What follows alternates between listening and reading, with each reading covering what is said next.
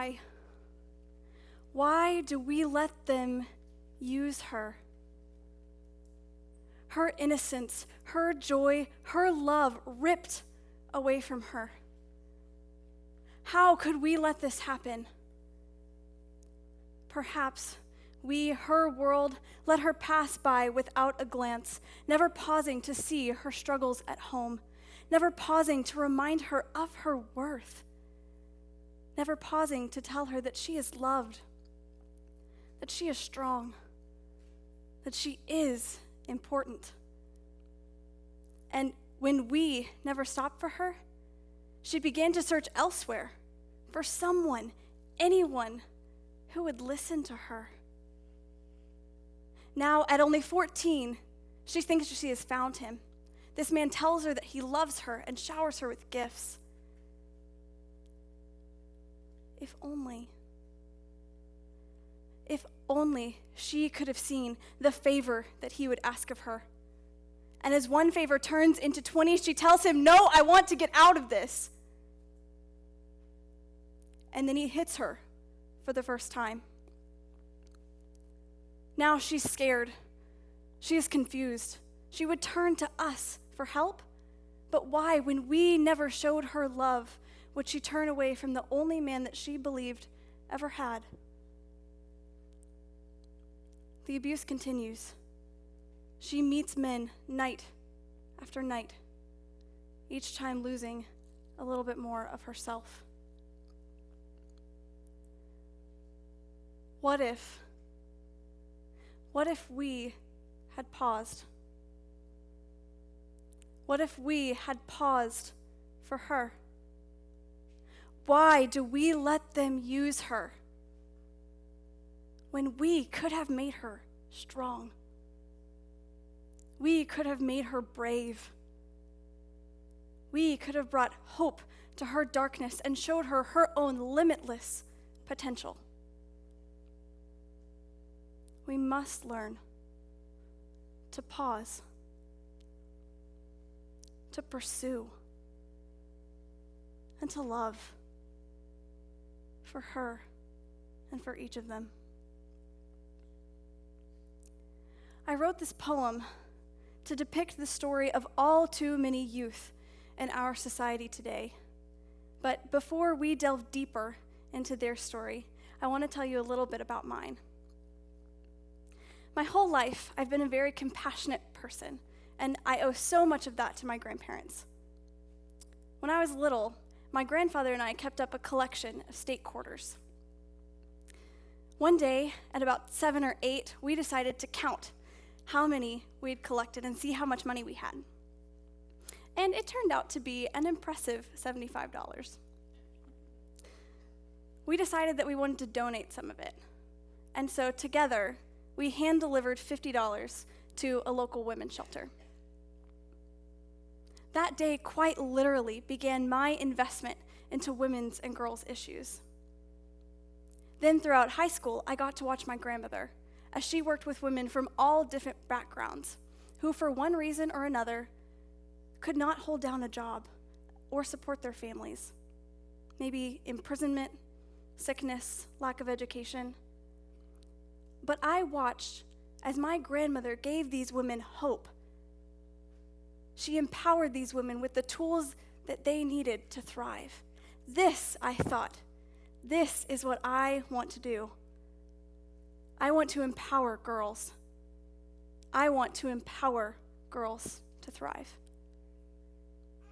As a junior in high school, I learned of this horrific global industry that plagues our world today. An industry second only to drug trafficking in our world as the most profitable criminal enterprise. An industry that treats people as commodities to be bought and sold and used. Human trafficking.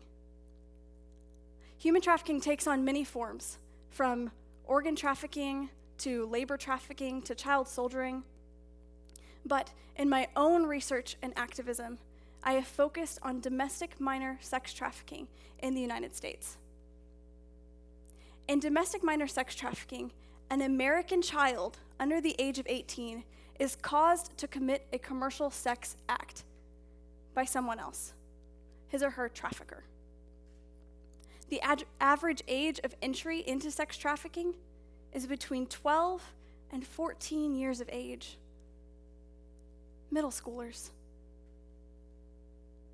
And after years advocating for these youth and telling their stories, I've begun to notice a trend.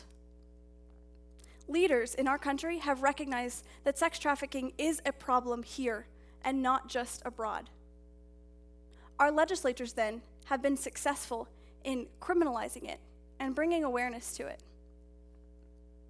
All across the country, local to national law enforcement, we have cracked down on traffickers, recruiters, and Johns.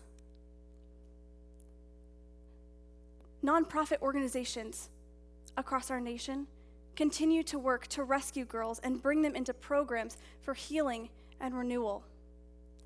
And while all of that is important, I propose that as a nation, we have overlooked the root of the issue. Why are our youth being trafficked in the first place? And what can we do to prevent it?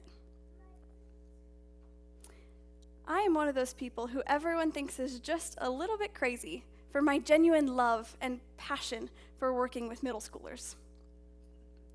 Yes, they love to push boundaries and contest your patience, but those years are so crucial to an individual's growth and self-discovery. Self-doubt begins to creep in. You begin to wonder, who am I? Who do I want to be? And at the heart of all of this messy growth and change is the heart itself. Young hearts which long for and need love and support to thrive. Yet all too often in our society today, our kids are growing up without this strong love and support from their families and their communities. Let me paint the picture for you. Today in the United States, 1 in 5 girls and 1 in 20 boys will be a victim of child sexual abuse. More than 16 million children live below the federal poverty line, and more than 1.6 million children are homeless each year. Over 400,000 kids live in our broken foster care system. And even with the get tough philosophy of juvenile justice fading, more than 55,000 youth were in juvenile detention centers in 2013. We have had a breakdown in our communities. Our most vulnerable youth are largely being overlooked. And traffickers know this. Traffickers understand this. They prey on this vulnerability. They reach out to our kids on the fringe and offer them love and support and even food and shelter. So many of us don't know that this is happening right in our backyard. As the president of Students Against Trafficking and Slavery at my university, it has been my mission not just to raise awareness for the issue, but to partner with local organizations, to pioneer the spaces between the university and the community to ensure that we are protecting our youth the best that we can. Through our work with fabulous organizations like Traffic 911 and Children at Risk, I've come to this conclusion. Prevention begins with community. Prevention begins with the strengthening of our communities, so much so that no child goes unnoticed, so that no child grows up without someone who believes in them, so that no child can be enticed by someone who claims to love them because they already know how much they are loved, so that all people know and protect the value of children in our society. and so that no man nor woman grows up in a world so broken that they see children as a means for their own gain.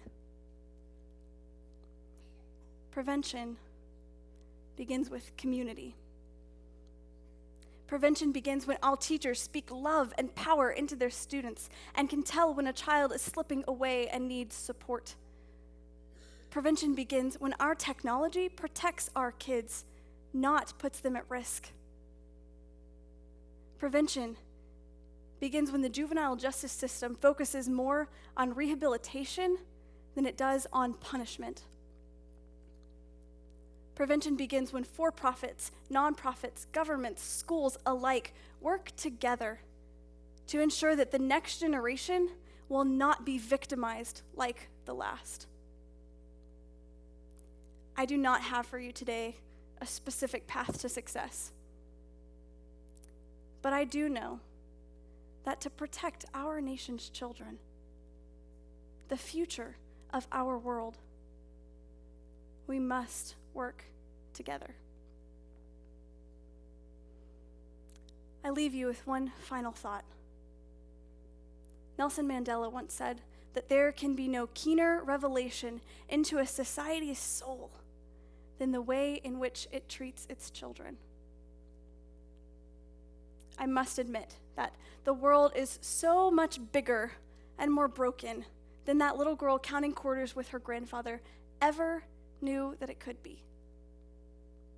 But I have hope.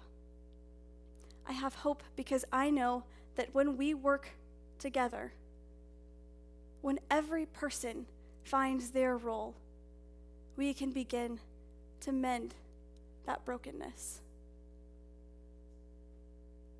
I believe that together we can end sex trafficking. Thank you.